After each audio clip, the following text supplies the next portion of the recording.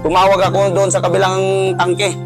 Malayo, umatras na sila ng umatras kasi takot na sila. Doon, kami na lang talaga tatlo. Ngayon, ang ginawa ko doon, since matagal na tayo sa serbisyo, marami na tayong experience sa gera, stable pa rin yung isip ko na paano ko ito i-extricate itong dalawa. Ang ginawa ko, first aid muna. Yung damit ng private, pinunit ko, pinumpol ko ng ganyan, pinasok ko sa likod niya. Buo yung damit niya, napasok ko dito. Ang sabi niya parati sa akin, "Sir, mamamatay ako." Sabi ko, "Hindi ka mamamatay, 2 times na ako na-wounded." Ganyan talagang ang pakiramdam sa matamaan. Huwag kang mag-attempt na maghingi sa akin ng tubig kasi i-extricate kita. Mamamatay ka kung mag-inom ka private ng tubig. Ang sabi nung technical sergeant, "Maniwala ako sa iyo, sir, kasi ranger ka." Sabi ko, "Master, senior ka sa akin. Pero basta kung may lalapit na sa atin, marami pa akong bala. Idodraw na natin to. Win or loss ito." Ngayon, nung natapos na akong nag-first aid, kasi dalawa akong bisis bumalik sa tangke, kaya hindi ko sila mabuhat-buhat dalawa. Dahil sa adrenaline ko, hindi ko alam paano ko sila nahila dalawa. Nandyan sa gilid, nung bitawan ko silang dalawa, paputukan ko sa taas. Hawak na naman, takbo. Nung nakarating ako sa building na may mga LRC na, ayun, nasabi ko sa sarili ko na buhay kaming tatlo. Noon, pinirst aid na sila ng LRC. Sabi ko, ang sumalubong sa akin, 10 SRC kasi yung 11, malayo sila. Ibang sila side. So yun ang hindi ko talaga makalimutan. Tinanong ako nung LRC, paano mo yan na-execute yung dalawa?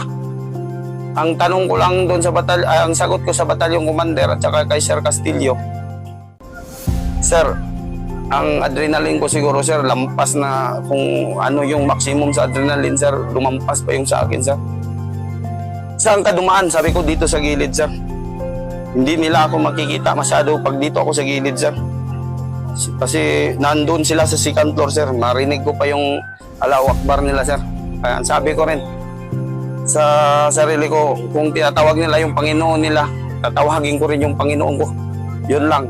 Ginawa ko lahat ng makakaya ko na hindi ko talaga, kahit hindi ko yun sila ka-unit, pwede na akong umalis doon mag-isa. Hayaan ko na sila. Total, hindi ko naman ka-unit. Pero dahil ranger tayo, hindi talaga tayo nangiiwan ng kasamahan kahit anong unit yan. Kaya yung patay na dalawa, may nabuhay doon na isa, yung gunner.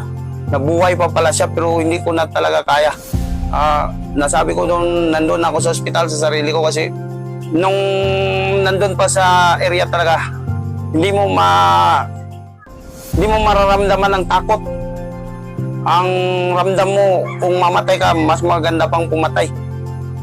Dadaling ko itong dalawa talaga, hindi ko ito iwan. Nung nandun ako sa ospital, nalaman ko na sumunod yung nabuhay pa pala. Nasabi ko sa sarili ko, hindi naman ako nagsisi. Dahil nakita ko talaga siya, patay na siya. Hindi ko na talaga kaya siyang mabuhatin tatlo at saka patay. 2 patay doon. Nabuhay siya. Ngayon, hindi na rin ako magsisi na hindi ko siya nadala kasi nakita ko talaga patay talaga siya. Patay na siya. Doon na ako nakakaramdam ng takot nung nandun ako sa ospital. Pero hindi yung nawawar siya kasi 2011 pa ako na wounded na ako niyan. Naalala ko, what if pala kung nung lumabas ako sa tangke, what if kung tinamaan ako doon, hindi malilit yun itong dalawa, 4 sila doon sa loob ng tangke kasi i-assault talaga sila. Kung hindi ako lumaban doon, kusa silang i-assault doon sa second floor. Kasi nandiyan sa second floor, kitang-kita nila, kaya tinatiming ko. Pag mag-volume fire sila, nakaka-cover lang ako ganyan kasi yung taas ng tangke, pala yan siya. Bumukas na, may lock pala yan, nabubukas yung EPC. Doon na ako nakasan.